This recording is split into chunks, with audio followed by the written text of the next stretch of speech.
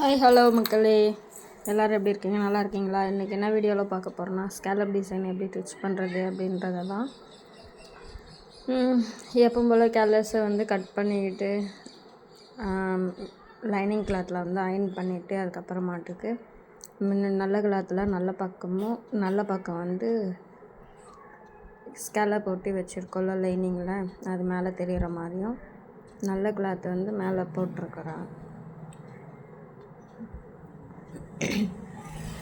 இதில் வந்து இப்போ ஸ்டிச்சு ஓரத்துலேயே வந்து அந்த ஸ்கேலப்பில் ஓரமாகவே மேலேயே டிச் போட்டு அதை அடித்து திருப்பிக்கலாம்.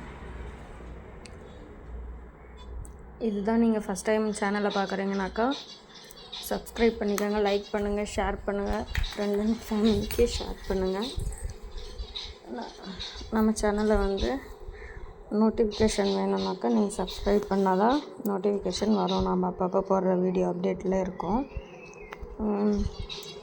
இன்னொன்று நான் என்ன சொல்ல வரேன்னாக்கா, யாருமே சரி சுயமரியாதை எப்போவும் யாருக்கிட்டையும் விட்டு கொடுக்காதீங்க.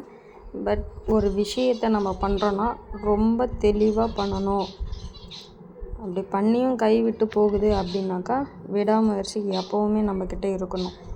அதனால் எப்போ என்ன தோல்வி வந்தாலும் என்ன நல்லது நடந்தாலும் எப்படி சொல்கிறது, இன்றைக்கி நல்லது நடந்துருச்சு அப்படின்னு சொல்லிட்டு அசால்ட்டுத்தனமாக இல்லாமல் இது நமக்கு பத்தலை, இதுக்கு மேலேயே நம்ம போராடணும் அப்படின்னு சொல்லிவிட்டு நாம் ரெகுலராக அதுக்கான எஃபெக்ட் போட்டுக்கிட்டே தான் இருக்கணும்.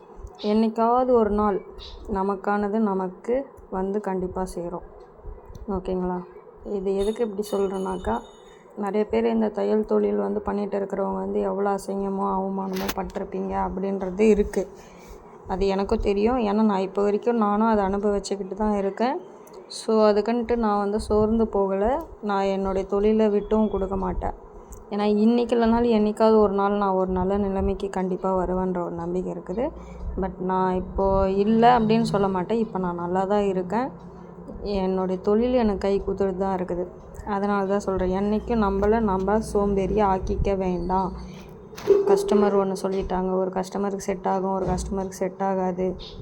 அதே நேரம் ஒரு சிலவங்க பாராட்டுவாங்க, ஒரு சிலவங்க பாராட்ட மாட்டாங்க. யார் இருந்தாலும் இல்லைனாலையும் அவங்க வந்து சில பேர் வந்து கேஷ் கொடுக்க நம்மளை வந்து ரொம்ப மரியாதை இல்லாமல் பேசுவாங்க. சில பேர் செட் ஆச்சுனாலையும் ஆகலைனாலையும் சொன்னோம்னா கொடுத்துட்டு இந்த மாதிரி ஃபால்ட்டு வருது அப்படின்னு சொல்லிவிட்டு அவங்க பாட்டுக்கு போயிடுவாங்க.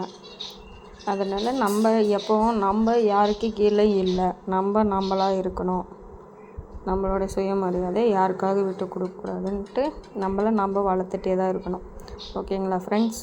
என்றைக்கு தன்னம்பிக்கையை மட்டும் விட்டுறாதீங்க. எல்லாருக்குமே ஆல் த பெஸ்ட் இந்த தொழில் பண்ணுறவங்களுக்கு. Okay, by.